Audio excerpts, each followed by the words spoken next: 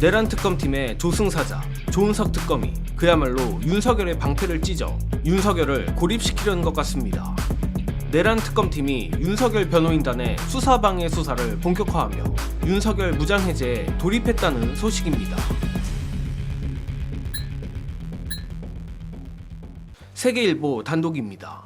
내란숙의 윤석열 변호인단의 수사방해 행위를 수사할 경찰 인력이 3일 내란 특검팀에 합류했다고 합니다. 법조계 등에 따르면 윤석열 변호인단 수사방해 혐의를 전담으로 수사할 서울청 소속 경찰관 3명이 이날부터 서울 고검에 마련된 내란특검 사무실에서 업무를 시작했다고 하며 특검팀은 사실관계를 우선 파악한 뒤 법률 적용을 검토할 방침이라고 보도는 전했습니다. 일단 수사방해 논란은 내란특검팀이 윤석열을 처음으로 소환조사한 지난달 28일 오전 신문에서 시작됐습니다. 당시 특검팀은 윤석열의 체포영장 집행 방해 혐의를 우선 추궁하려 했었습니다. 또한 기존에 이 사건을 수사한 박창환 경찰청 중대범죄수사과장이 윤석열 신문에 참여하기로도 돼 있었습니다. 그러나 황당하게도 윤석열 측은 오전 신문을 마친 뒤 뜬금없이 조사자 교체를 요구하며 조사를 거부했고, 결국 특검팀은 애초 박창환 총경이 조사하기로 했던 체포저지 혐의가 아닌 다른 검사가 담당하는 국무회의 의결 및 외환 혐의 관련 조사를 먼저 진행하기에 이릅니다. 참고로 내란숙의 변호인단의 논리는 다음과 같은데, 박창환 총경은 지난 1월 15일 불법적으로 대통령 공간에 들어왔던 당사자이자 불법 체포를 지휘한 인물이기에 가해자가 피의자를 조사하고 있다며 수사를 거부하는 것입니다. 그런데 바로 이 부분이 내란 특검팀이 경로하여 윤석열의 변호인단을 수사하게끔 만든 발화점입니다. 윤석열 변호인단이 말한 조사 책임자인 박창환 총경이 불법 체포를 지휘했다는 것이 허위사실이고, 허위사실을 기반으로 윤석열에 대한 특검팀의 정당한 수사를 방해한 것이 선을 넘어도 한참 넘었다는 것입니다.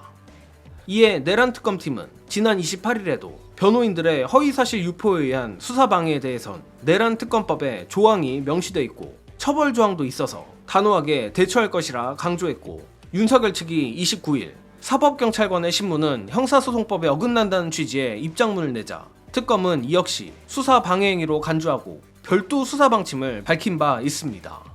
그뿐만 아니라 내란 특검팀은 다가올 5일 윤석열 2차 소환조사에서도 조사 방해 행위가 있을 경우 마찬가지로 추가 수사 대상이 될 수 있다는 입장이라고 합니다. 자, 정말 조은석 특검, 좋은 의미로 아주 지독합니다. 사실 일전 내란 특검팀이 윤석열 변호인단의 수사 방해에 대해 대응에 나서겠다 언급했지만서도 진짜로 수사에까지 착수할 줄은 솔직히 몰랐습니다. 또한 변호인단 수사방해만을 전담으로 수사할 인력까지 파견받을 줄은 더더욱 예상을 못했습니다. 물론 내란숙의 변호인단이 특검팀의 말대로 선을 넘고 있는지라 특검팀이 변호인단을 상대로 수사를 못할 이유는 없습니다. 그러나 이유가 어찌됐든 이는 수사기관이 피고인뿐 아니라 피고인의 변호사 수사에까지 착수하는 모양인 것도 사실이라 조은석 특검이 왜 조승사자라 불리는지, 또 왜 초토화 수사의 달인이라 불리는지 대충 감이 오는 부분입니다.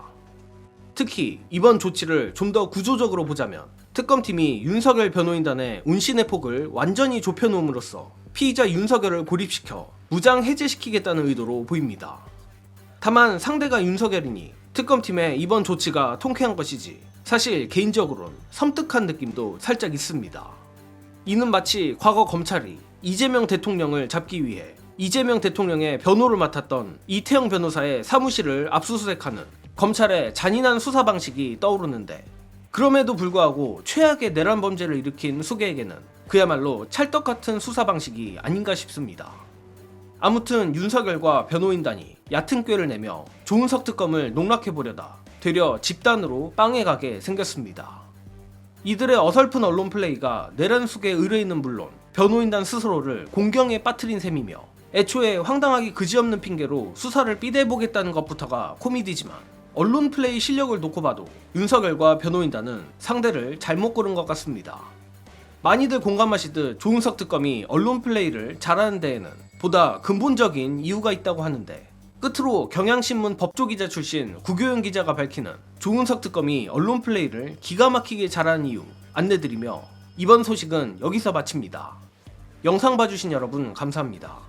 기자 입장에서 설명을 하면 간단한 건데 윤석열과 조은석은 많이 다릅니다. 왜냐면은 조은석은 이제 제가 어디서도 설명한 적이 있는데 기본적으로 대검찰청 대변인을 했고 어떻게 보면 특수부장 이런 거 한 사람은 아니에요. 그러다 보니까 기본적으로 검사지만 의뢰 마인드가 장착이 돼 있어요. 그리고 기자들을 만날 때도 본인이 무슨 거리를 하나 만들어 와서 선물을 해야겠다는 성향이 강한 사람인데 반대로 윤석열 같은 경우에는 대검 중수부 근무했죠.